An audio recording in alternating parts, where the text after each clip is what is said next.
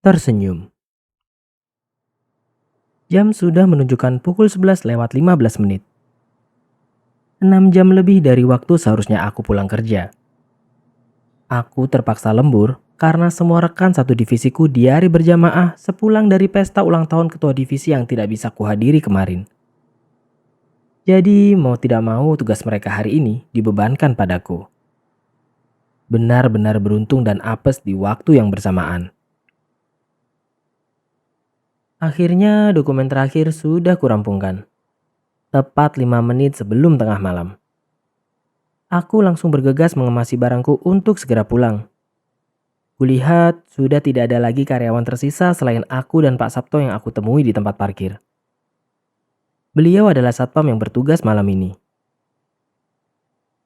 Saat aku hendak menyalakan motorku, Pak Sabto menghampiriku dan berkata, Pak Nata yakin pulang naik motor jam segini?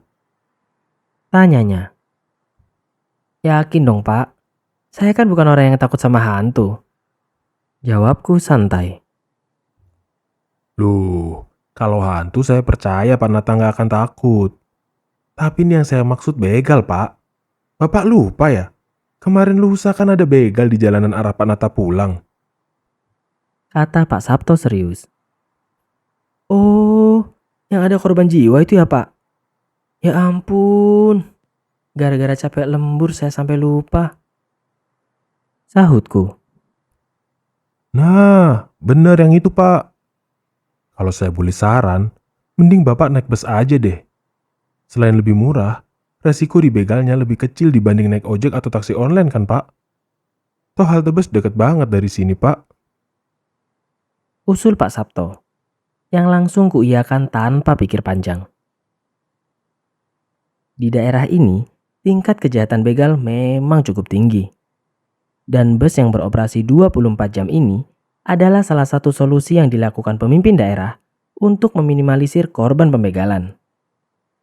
Meskipun jumlah armadanya sedikit, tapi nyatanya sangat membantu. Terlebih untuk pekerja yang pulang di jam-jam rawan sepertiku sekarang.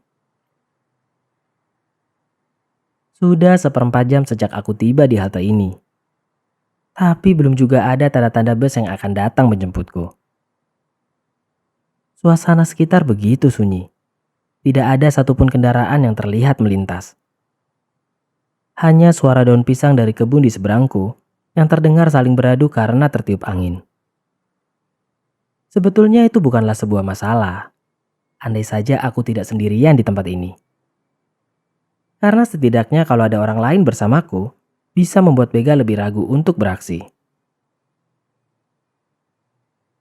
Seakan semesta mendengar apa yang aku keluhkan, tiba-tiba dari seberang jalan kulihat ada seorang perempuan yang sepertinya hendak menyeberang kemari. Aku tidak tahu dia datang dari mana. Mungkin karena tadi aku sedang asik dengan ponselku. Tapi, jika ku tebak dari outfit yang dia kenakan, sepertinya dia karyawan dari perusahaan di sekitar sini.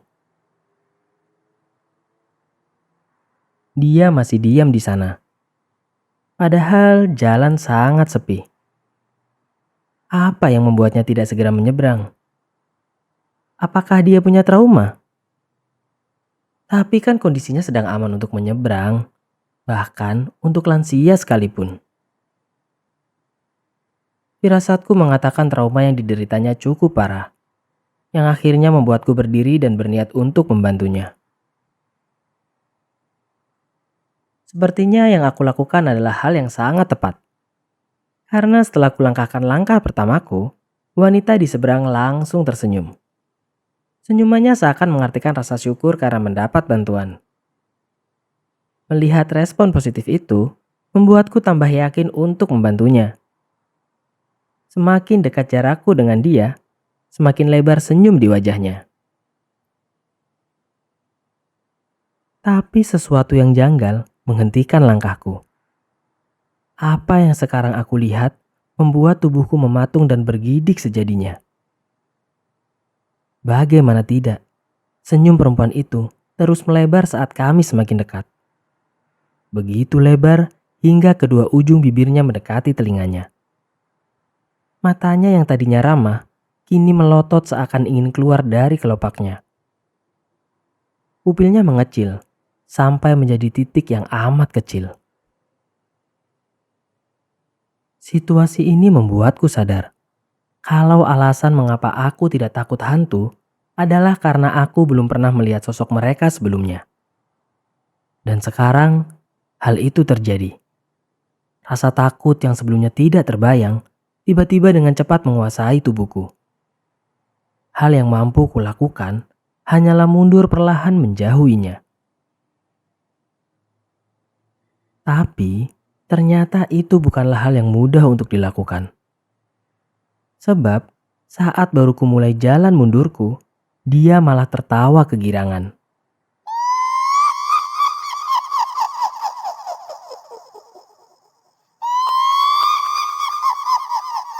Suaranya melengging menusuk gendang telingaku. Seakan menerobos masuk ke dalam tubuh dan memberatkan kakiku. Dengan perlahan, namun pasti, aku sudah naik ke trotoar. Sosok itu masih ada di seberang. Masih dengan senyum lebarnya. Matanya juga belum berubah. Dan yang pasti, tawanya belum sudah. Aku hanya bisa diam di lahap kengerian yang terjadi. Tidak ada reaksi lain yang mampu tubuhku lakukan. Sampai terdengar suara truk dari kejauhan yang memecah ketegangan.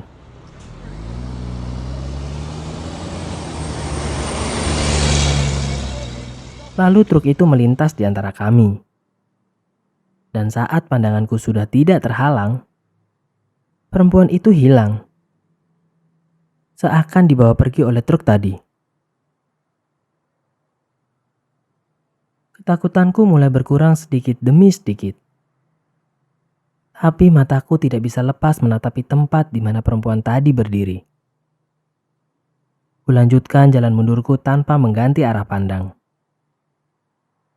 Sampai akhirnya betisku menyentuh bangku halte. Setelahnya, aku duduk untuk menenangkan hati. Tapi naas, karena aku terlalu fokus melihat ke seberang, aku sampai tidak menyadari kalau perempuan itu sekarang duduk di sebelahku.